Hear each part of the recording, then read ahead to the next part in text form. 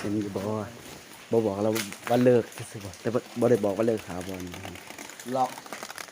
จังบอกเราว่าเน็ตนูบจังบอกเราว่าเลิกทางไหนเลิกซื่อๆตัวนี่เขาทางหน้าบ้านได้บ่ หน้าบ้านล็อกอะไร บ่น่าจะหรอก บนหน้าจะเข้ามาล็อก เฮ็ดจังได๋ที่เอาอีหลีที่เรายินล้อให้นี่เด้มันก็ขึ้นอยู่กับ เฮ็ดคือเฮ็ดไอ้ค่อยเฮ็ด มันก็ขึ้นอยู่กับเฮาเราก็บ่มีสิทธิ์มาสิ จุดกาพวกอะไรจุดกาพวกค่อยกาเป็นขยะนะ เราเขียนจังซี่มันบ่ได้เกี่ยวกับเราเด้มันบ่ได้เกี่ยวกับเราเอาคิดไปตักให้เราซื่อว่าทันที เราเขียนบอกให้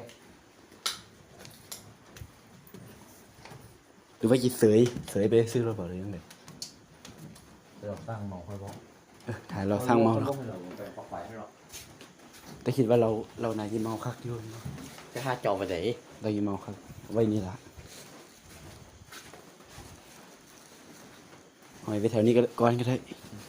มันไม่ห้อยหรอกนะ โอ้ยหายแล้วทีวันนี้กันทรงแหงแล้วล่ะซุ่มนิดเดียวนึง ซึ่งมันแล้ว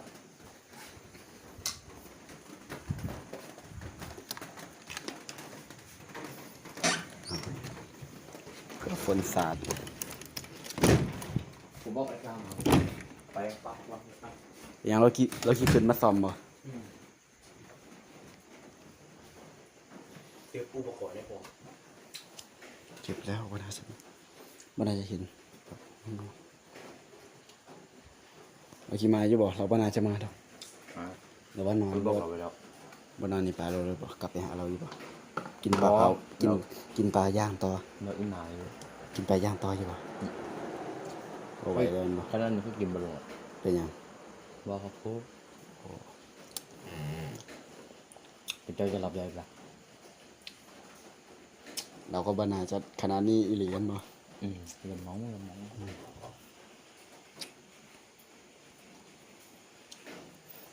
ไงก็คิดอยู่ว่าเกียนเฮ็ดตามเราบอกบ่หรือจังได๋ ให้การบอก ถึงจะได้มันคือจังเราจังได๋มันก็ขึ้นอยู่กับเฮาอีหลีกันเลยเนาะ ขึ้นกับเขา